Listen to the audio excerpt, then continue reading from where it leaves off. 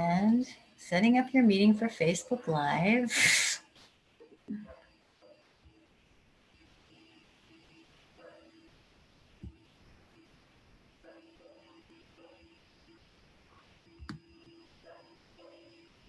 Okay, here we are. We have got ourselves on the live stream. Yay!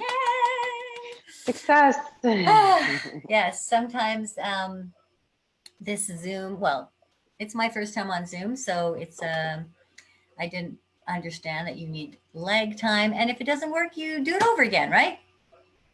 Just try again. Do it over. You just try again until you get on. You make your way through. So, hello, this is Lianna from the Shameless Pleasure Movement. And this is your home for enlightened, awakened conversations, for transmissions about relationships and sexuality. And today I have a guest, Stacie. Now, I've already forgotten this pronounced Ysidro. Ysidro. Where does that originate from, your last name? That's a Cuban last name. Cuban. Oh, wow. Beautiful, beautiful. It's so unusually spelled. You must get that all the time. What is that? How do you pronounce that? Yes, and it's way easier than it seems. Right. Once you get it, once you know it, once you know who you are. So we're going to have a conversation around creating pleasure, shame-free and substance-free. And let me just, let's just see here. Now the notes that I had seem to have disappeared. So maybe I will get you to introduce yourself. You have all sorts of interesting qualifications. You've done all sorts of cool things. And then you have this beautiful focus on moving through sexuality without substances. And so we'll get into discussing that a little bit, what that means for you, and how that is a process for other people. So first of all, let's hear about you a little bit, Stacie. Awesome. Thank you so much for having me and creating this format and allowing me to be present with you today. My name is Stacie Ysidro, and I am a sexuality coach. And I help people experience mind-blowing pleasure without the use of drugs or alcohol. What I find is that a lot of people have social anxieties and they have some shame and guilt around sexuality, especially once stopping substance use. For people in recovery, they often feel like virgins all over again. So we go through this process of redefining our sexual selves, or getting to know our sexual selves. And what they really want is to feel honored. And they want to deeply connect intimately with their partners and get their needs met, and also please their partner, and stepping into that space without the use of drugs or alcohol. Well, it's such a main part of our culture, isn't it? Yes, so much of our socializing and celebrating tends to revolve around drugs or alcohol. So it could be a challenging space to navigate if you're not used to being sober or clean. And some people do that by choice, just because they realize that they want to be more conscious and present in their experience. And some people have had substance abuse issues and go into recovery and are wanting to step into the space all over again. So I serve clients from either background. Wow, that's beautiful.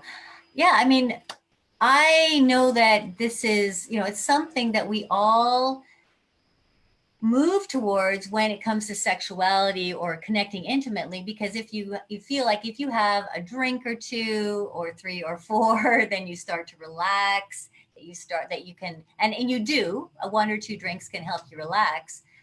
But there have been so many situations that I've heard about where people have never had sexual experiences without having a lot of alcohol. and they start with that when they're younger, maybe in the teens, and it just continues. And then it's that connection that alcohol or heavy amount of drugs, but usually it's a lot of alcohol, is connected with having sex. You can't have it without. So do you want to speak about that a little bit? Sure, absolutely. How we're programmed from our culture and society and just our own experience, gets us to where we are today. And when we're using most substances, especially alcohol, there is a level of disconnection that occurs and Yeah. a level of unconsciousness that occurs. And so oftentimes we get ourselves into situations that maybe we wouldn't have chosen to be in if we were in a clear frame of mind.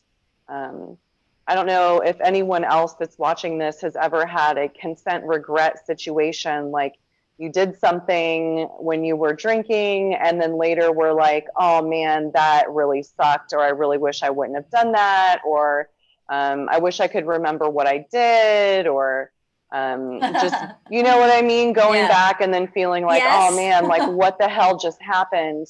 Or like I've gone on dates with somebody in the past and drank way too much and ended up having sex and then felt like embarrassed, like, oh my God, like I was really intoxicated and that was a really great guy and I just wrecked that opportunity because it got out of control or out of hand. So, Hmm. anyone that can identify with wanting to be more conscious and present in their sexual experiences and their relationships, this might be a good topic to explore. So, I don't ever, shame alcohol or drug use.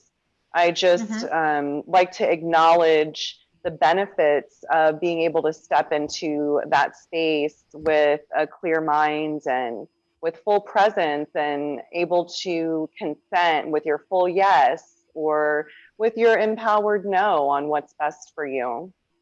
Yeah, yeah, exactly. Well, and how many have had that experience? I'm sure many. I have had that experience. I haven't now since I've been married, because I understand I've gone through that experience and numbers of times before. And I remember one of the first boyfriends a long time ago who didn't know how to have sex without alcohol, and I had kind of come through that already, because having an experience of having a lot of alcohol and then having sex and then forgetting what the experience was like, forgetting what actually happened even, and then connecting with somebody who was in that. I said, no, no, like just try this without having alcohol and see what happens. And he was quite scared in that situation. So what do you find, like, what are people saying about that? If it, Yeah, I definitely hear people talk about, well, my partner doesn't want to have sex with me unless they're drinking, or, mm, and it makes me feel uncomfortable that, they always have to be drunk in order to have sex with me, or just someone realizing, like, I am so in my head, I can't even be present and connect without having a few drinks. So they mm-hmm, start disconnecting and, losing an amount of inhibitions and using that substance as a gateway to step into a situation.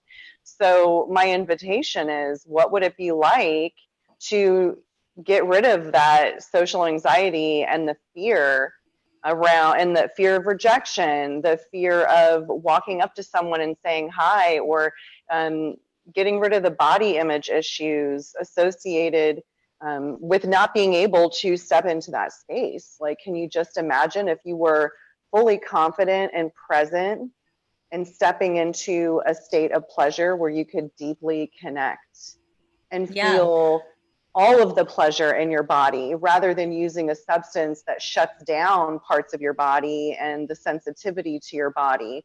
So a lot of times people have found, and I have found, that using substances often takes away from the amount of pleasure and connection that we're experiencing with a partner.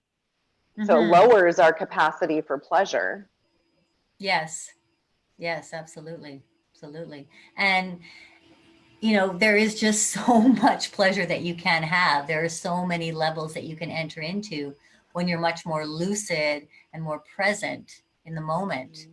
And I think it's really important work to be focusing on when there's just such a rampant problem with alcoholism. And I mean, I know from, um, I'm just looking here at the live. It doesn't look like the live is moving at the moment on Facebook, but we can continue the conversation and I can upload it after. You want Yeah, to do yeah, that? for sure. Because I don't really want, I don't know about going off and then going back on again. I'm not sure.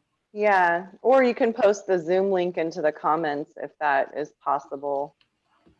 Oh God, I don't know. Can't even know if I can get into that Well, then we'll just situation. But repost the video.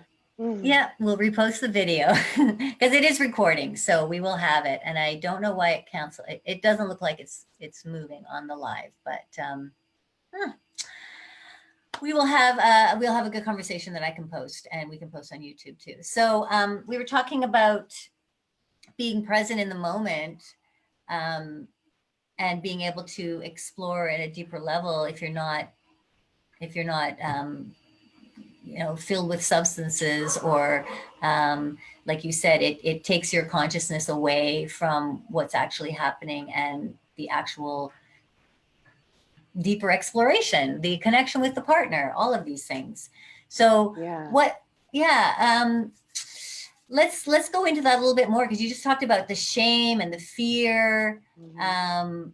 when you don't have alcohol, and that's kind of why people go into it. That's why people start with drinking, and then maybe it just perpetuates. So how can people get through that fear and shame, the fear of like approaching someone or having sex even? So there's a lot that goes into that. But one thing that I found is really helpful is starting to address any type of and identify what those fears are. A lot of people have a fear of rejection, and they think that if someone doesn't want to be with them, that means that there's something wrong with them. And Yeah. so, by really diving into that and starting to understand that a lot of times when someone is a no, it has more to do with them and where they're at, not necessarily what's going on with you. Yeah. So, learning how to accept someone's no and accept someone's yes is really, really Mm. helpful. Mm-hmm. So there's some different exercises that I go through with people that help them start to heal that fear of rejection and really come into acceptance of someone's yes and someone's no. Also, a big part of it is, I think, learning what it is that you actually want and what is it Mm. that you're looking for. And then we choose to like, we choose to approach potential partners from a space of curiosity as far as, I know what I want and these are what my needs are. What are your needs? Are they on the same page? Because if they are, then maybe we want to step into this space. And if they're not on the same page, then you may not want to go into that space with them anyways. So sometimes I think people act from a place of desperation, as in, I'll take anything. And, Mm. they're not really clear on what it is that they're looking for. And it's a constant needing to fill something within you that you feel like is lacking, like looking to fill it from the outside. And that never is going to work. That's part of why Yeah. people seek out drugs or alcohol in the first place, because there's a feeling of something lacking within me. And so I'm going to fill that with something on the outside, which leads to more devastation ultimately. Mm-hmm. So starting to Mm-hmm. figure out what is it that you actually want. What does Yeah. sex mean to you? What type of relationships are you open to? And getting really, really clear about that. And then you start choosing better partners, which ultimately helps deal with rejection, but also puts you in a position of power, empowerment within yourself, as far as, I know what I want, I know what I'm looking for. who is going to be a good fit for me. Mm-hmm, mm-hmm. So you have to really do some inner work, is what you're saying, Mm-hmm. before you step into the connection, so that you're much more clear as to what you want within this. But sometimes there's that that energy that just pulls you in, and you lose all clarity. Yeah, sometimes there, is great chemistry between people, which is amazing. One thing that I have found is that stepping into a sexual space before um, actually getting to know that person can sometimes lead to a detrimental situation, only because if you're seeking something more and now you're in a relationship with someone based on sex, but you're really wanting, the intimacy, connection, a partner. And then as you get to know this person over time and you just keep having sex with them, you realize, like, oh, we're out of alignment in a lot of these areas. But I'm still going to keep seeing them anyways because at least we're having sex. So then it's like Right. you're compromising your own needs and probably the other person as well, because you're getting sex from this person. So you're willing to deal with all this other stuff that is out of alignment with you. Right. Yeah. So, starting to have some conversations before jumping in that space can be really beneficial. Even if you aren't looking for a serious connection, there's something to be said for being upfront and honest about, you know what, I'm just looking to have a great time tonight and connect with someone, and I'm not looking for anything long term. Do you want to have fun? I feel an energy between us. Are you open to that? And then that way the other person can consent as well. Oh yeah, like, I'm not trying to jump into a relationship, but I'm feeling this vibe right now and I'd love to have an experience with you. Let's go. Or Mm-hmm, it could mm-hmm. be, oh, actually, you know what? I am looking for more of a relationship. So I'm really enjoying this connection. However, I know that I'm going to want more out of that. So maybe I don't want to do that. Mm-hmm. You know? Yeah, this is such great conversation. If you can feel strong enough to be able to really allow your desires to come through in that situation. And I mean, the reason why we drink is because we can't. Many people cannot do that. It's difficult to it's very difficult to just put yourself in a vulnerable place like that, to say, hey, this is who I am, this is what I want. So what can people do to practice that, even in a So, relationship? Even in a relationship, long-term relationships, it's sometimes difficult for people to express their actual desires in the moment, and without, I'll just have a few drinks first and then I'll be able to talk here. right. So there's a couple of things that come up.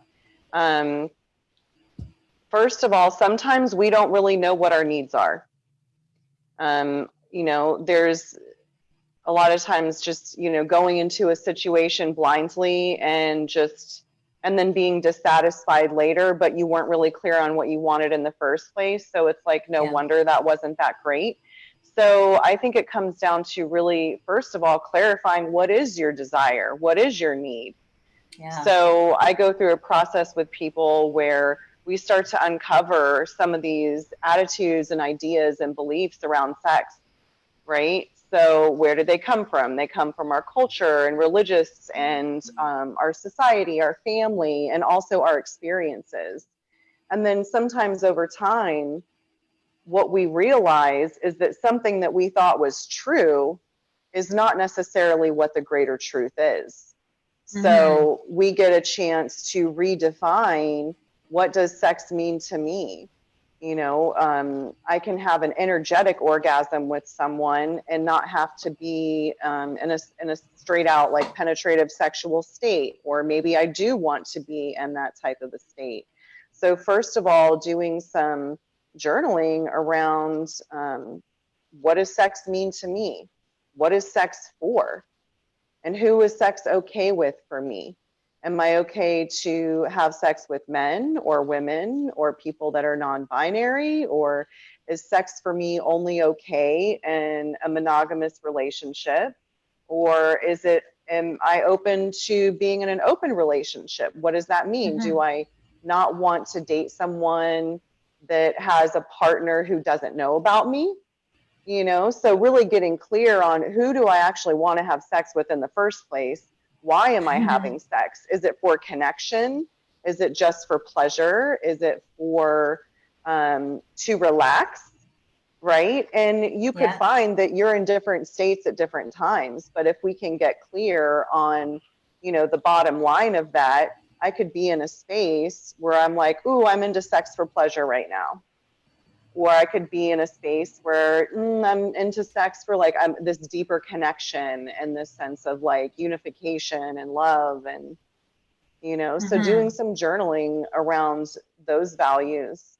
Um, and a lot of times the way I go about doing it is it's called a dyad. So I'll take a topic, and if anyone that's listening wants to try it, they're welcome to. Please do. Yeah, so you pick a question, right? Like for Yeah. example, sex is okay when? And so then I ask, sex, tell me about something when sex is okay. Okay, well, then you write this down. Sex is okay when there's mutual desire. Thank you. Sex is okay when, and then you write another one down. Sex is okay when. So it's continuing to ask that same question over and over again. And on the surface, you'll start to get some, you know, basic stuff, some kind of like obvious answers. But the more you push and the deeper you go, sex is okay when. Sex is okay when. Then you really start to get into the deeper layers of what's going on. Yeah. Yeah. So that's an You have to spend exercise. some time going Yeah, in, diving doing in, and some then digging. really understanding yourself so that when you do go and approach somebody, or you are wanting to have sex, you know yourself, you know yourself much better. You're diving in and saying, hey, I remember what I was, you know, putting down there, what I was going over about who I am as a sexual being, what it is that I want, what it is that I desire. And it takes a little bit of work. It takes a little bit of focusing in. Yeah, and I don't think that people have ever really had the opportunity to dissect some of those No. values and attitudes and ideas around sexuality. We just tend to get in modes where it's like, oh, all men XYZ, or Yeah. all women XYZ. And then we're going around with this false belief that is ultimately like working against us, which really isn't the greater truth. You know, like the old like, well, women don't like sex. Well, guess what? Women love sex, and just as much Yes. as men. Yes, they Okay. do. Yes, they So do. you know, so let's shift that there. Let's talk about that, because if we're always operating from a, well, women don't like sex, or sex is not okay, then All we're men ever want is sex. All right, men is want is sex. sex. Right.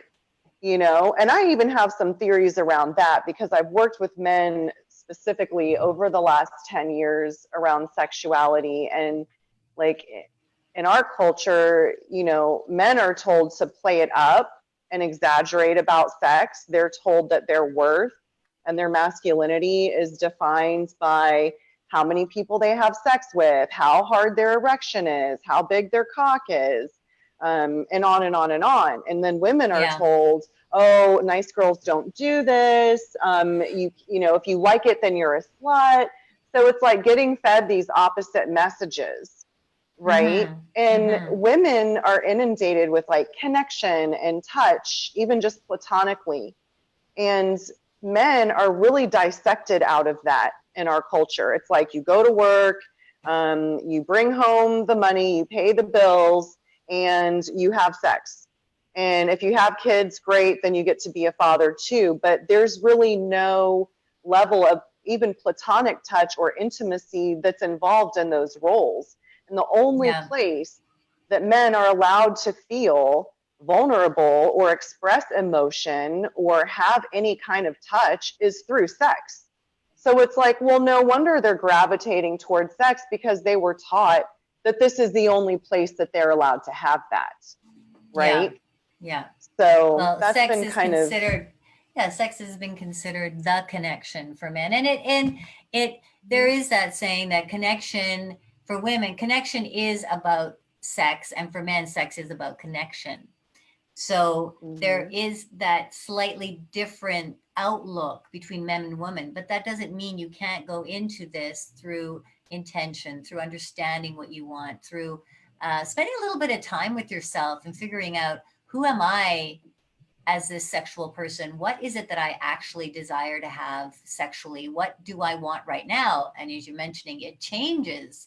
So Mm-hmm. it's something that you're constantly having, not constantly, but you have to look at um, a number of times as you move through your life, so you can really connect with your ever-changing being. Yeah, and in one of the programs that I'm certified to teach and coach people on, it's called the Erotic Blueprint course. And Mm-hmm. we go through Erotic blueprint the, course. That's cool. Okay, yeah, tell us about yes. that.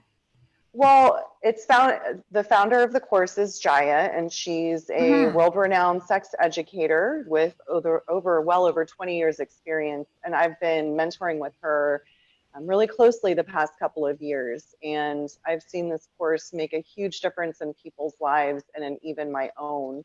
But what made me bring it up is we talk about in this course that there's different stages of sexuality that we go through. And Right. sometimes it's even a state. So a stage could be a longer period of time. A state could just be maybe you move in different states throughout the day, right? Yeah. So the stages are resting, which means that there's not much movement there. You're content just being, maybe you're choosing to be celibate, or maybe you're just in a sexless situation. Then there's a healing state, which could be emotional healing. It could be physical healing. Maybe you've had a surgery or an injury or just had a baby. So you're just in a healing state. And Yeah. then there's a curious state where you're like, ooh, I kind of want to know about this stuff. Like, what does that mean? So you kind of go on Mm-hmm. these deep dives, like, what is Tantra? What are the blueprints? What is Open this the door. BDSM? Yeah. So you Yeah. start researching all this stuff. And then you go into an adventurous state where you're like, okay, now I want to try it. Let's do it. So then you go Yeah. out and have Take all the these step. different experiences and try things out. And then sometimes you get to this transformational state where you're like, man, I've been there and I've done that. What else is there? Yeah. Like that's the space that I really love, because it, especially moving into like sober sex, because you can actually experience like altered states of consciousness through energetic exchanges, through sex, whether it's in like a kink experience, or from like a tantric experience. Your brain starts releasing all these endorphins and hormones that Mm-hmm. that's when you get that kind of euphoric feeling. And when Absolutely. we're using substances, we don't really get that. Right. So Yeah. yeah, we Yeah. just go through different stages and different states of our life. So it's about accepting where we're at right now, and knowing that that's going to pass and it'll move forward. Mm-hmm. Well, you can get to know your body just so much better when it's clean, when it's Hmm. um, when it when it's open to the possibilities, because now you've got clarity. You're able to develop more presence with your partner. So developing that presence can creates a deeper connection with them, so that you can dive into deeper places, going into places that are beyond the physical body, transcendent type of experiences. And I love the flow that happens, as you mentioned, the different flow state that you go through, which also you go back and forth as well. You might go back into experimenting. You might go down to like, oh, I don't really feel like having any sex right now. And then, so you really, to going back up to being very sexually interested again, because wow, something else has excited you. And so you don't really, so what I'm understanding is you can't really understand these states as well. You can't really understand yourself as well if you are constantly in a state of intoxication, Yeah, basically. absolutely. Absolutely. And a lot of times, with the blueprints, it's an arousal and typing system. So it breaks down how we experience pleasure into different blueprints. And if we're experiencing arousal and pleasure um, one way, and then our partner's experiencing it another way, then sometimes it's like, well, I'll just, drink and then it won't be as big of a deal and I won't really care. And it's like, whatever. And we're blocking the flow of pleasure into our lives. Yeah. And we're blocking that connection with our partner. And so when we're able to start to explore sexuality without substances, we get the opportunity to see how we experience pleasure in different ways, which is really exciting. Yeah, your body's not numbed out. It's available to the pleasure, like you say. It's available to just different levels, different sensations. It's available for you to open your senses in a much deeper way. And the journey is it's all about the explorative journey that we go upon. And so, right now there's a lot of, and there has been always, these recreational drugs as well. I guess we're going to put this into the categories of substances as well. And sometimes, these enhance your experience. And sometimes but I think that it's this situation when you're overstimulating yourself with substances, that you kind of start to lose your connection to yourself and what it is that who you really are around this situation sexually. You say you work with people that have had substance abuse and then have just Mm-hmm. completely cut off the substances, and now they're moving in to sexuality, to a new part of who they are. Really, they're discovering a whole new themselves. And how is that for people that are doing that? So it's like feeling like a virgin all over again. Yeah. It's like, if That's exciting. anyone, I mean, yeah, but it's kind of terrifying as well, like even in my own experience and listening to my clients talk, it was like, well, I did a lot of fun stuff that was like really wild and off the wall when I was drinking or when I was using. And like, what if I don't like that anymore? Or what if, I like something different? Or, like, I don't even know what I like because I was just doing whatever. So there's some fear around like, am I still that same person, or am I going to be as fun or explorative, or Yeah. who am I as a sexual being now? And a lot of people have had issues with trauma, whether they have had substance abuse issues or not, and they tend to disconnect from their bodies. So sometimes there's such a disconnect that um, it's a challenge to start experiencing actual body sensations, right? Yeah. So You it's have to start starting from the beginning. to Yeah. reconnect with your body and Mm. start to experience sensation in your body is like a whole new journey, you Yeah. know? Yeah, it is. It really is. And I can associate with that when I was not that much younger, maybe 10 years ago, when I was partying a lot, going to a lot of clubs and taking a lot of various substances and having a blast. It puts you in a state of, I would like to use the word kind of numbness, where you do go through these sexual activities and this fun and this, you open the doors to all these possibilities. But when I've separated myself from that, it was a bit of a shock. And just as you were saying, like, okay, well, how am I supposed to have fun now? And what is it like to connect without that? Because that takes you to such a heightened state so quickly, right? But it's Mm-hmm. absolutely possible, and it is so much more. Like, you can go to so many more beautiful places because you've opened the opportunity for yourself to find out who you are, who you really are, what you really want, what you really desire. This is who I am in the raw state, let's say.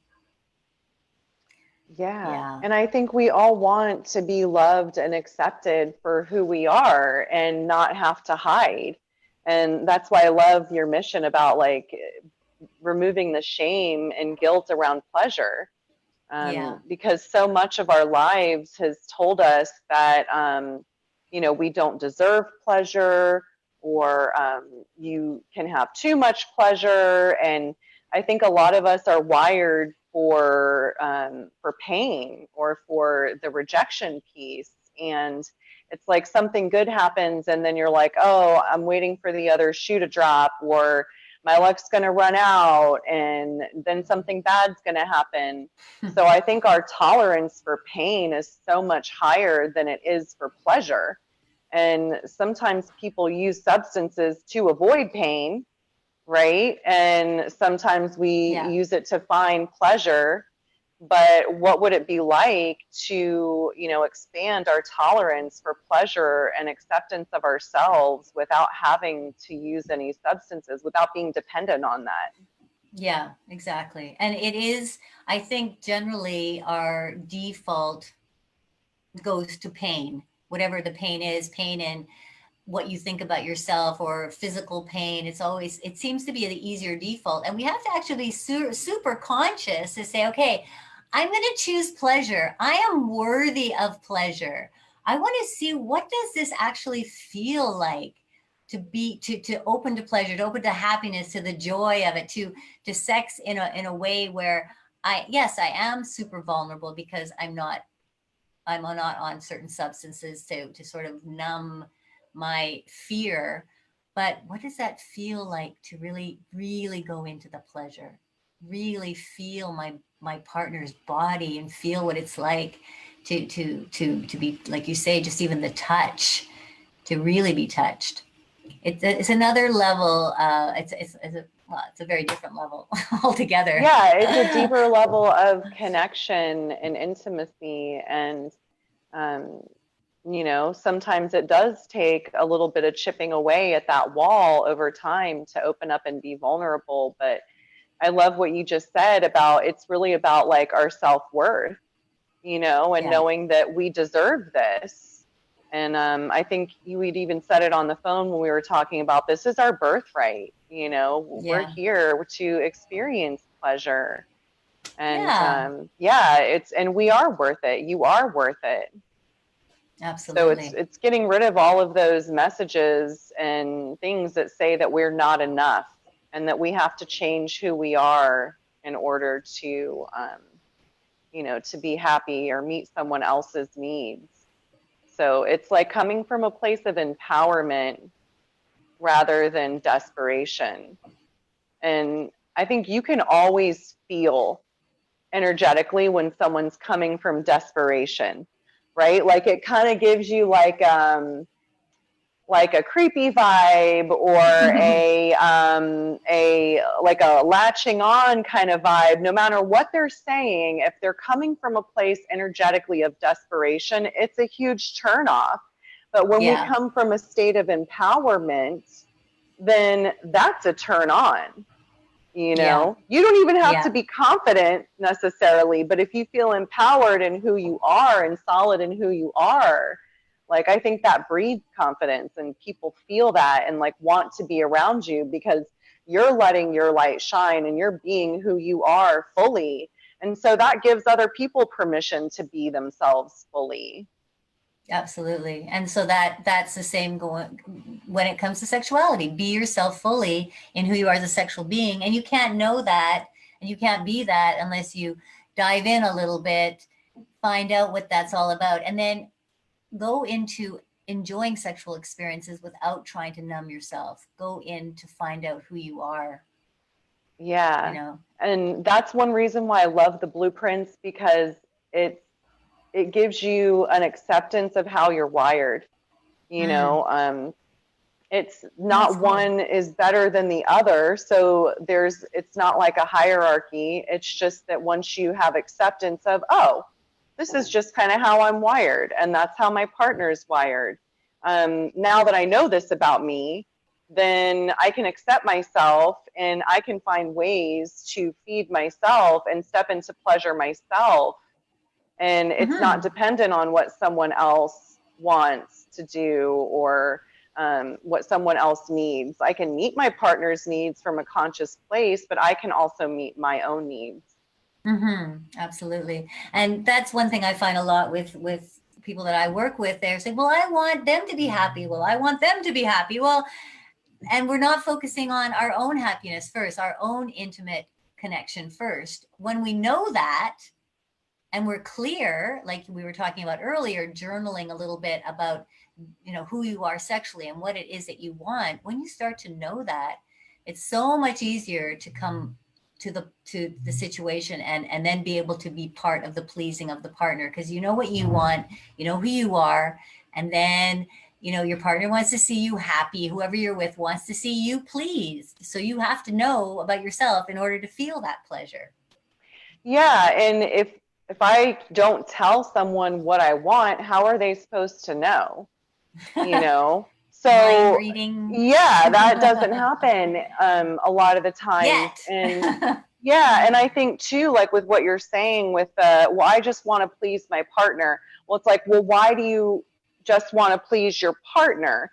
And there is an act and an aspect of that of being of service, but there's also, I think, a shadow side that's sometimes there that's like, well, I want to do something to them. I want to do this. And I get my self-worth, or I know that I'm a good person or a great lover if I can do this to this other person. When the reality is, if I'm not in a place to experience orgasm, I'm not going to. If your head isn't in there and you're not in tune with your body, like, it's not happening. It doesn't matter what someone does to me. I have to be open to receive that. So I think there's a difference between saying, yes, I'm open to receiving this pleasure from you. So yes, please do this. But when it comes from a place of like, well, I'm going to do something so I make myself feel better to know that I've achieved something, then there's kind of like a shadow there. There's a little bit of a disconnect. Yeah, totally, absolutely. Wow, very interesting conversation. I'm wondering if anybody has any questions. I'm not sure. I'm not sure what exactly is happening on Facebook, but I see we're there, and there are people in and out. Anybody have any questions or anything they'd like to ask at this point? Because I think we're going to start to wrap up. Yeah, or if anyone watches this replay and has questions, they can always type it in the comments, whether it's on Facebook or on YouTube. Absolutely. And I will be posting this again, the recording, because I'm not sure what's happening there. I see people popping in and out though. So who knows? Stacie, you have a number of things that you're doing and programs that you offer. I think the blueprint is this fabulous look into one's sexuality that you offer, and how I guess I can put your information down if people want to get a hold of you. Yeah, for sure. My email is holisticprogressions@gmail.com. So that is always available if anyone has any questions or comments after seeing this. My website is holisticprogressions.com, where you can find more information about what I do and also a client application.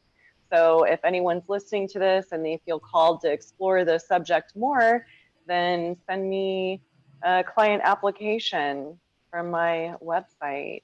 Absolutely, and we can post that in the comments. And yeah, Glenn, you missed it, and this will be on Facebook again. I'll repost it. I'm going to post it on my YouTube, and Stacey will probably post it on her YouTube as well. So you'll have an opportunity to look through this again another time. Yeah. And if anyone does do Facebook groups and stuff, I do have a group called Sober Intimacy that is specifically, I post topics and conversations around sexuality and sobriety, or sexuality and recovery, or anything that would help someone navigate that that journey. Mm-hmm. So you can always Mm-hmm. join that too, that I can send you. That's great. That's fabulous. And right now we're on my personal Facebook, but I have a group that I started called the Shameless Pleasure Movement. And as that grows, I will be shifting my interview videos over there. So please come and join the Shameless Pleasure Movement. I will put that in the comments below as well. Thank you so much for coming on. It's been really fun and interesting, and it's just such an important topic. There's just so many tangents that we can talk about around this, but I think we've Yeah. like hit some really important points. And Yeah. yeah, thank you. Yeah, thank you for allowing me to support your movements. Yes, great. It's been so nice to see you. So we will talk again soon sometime. Thanks, Stacie. And I will see if I can Excellent. figure out how to end the live. Bye.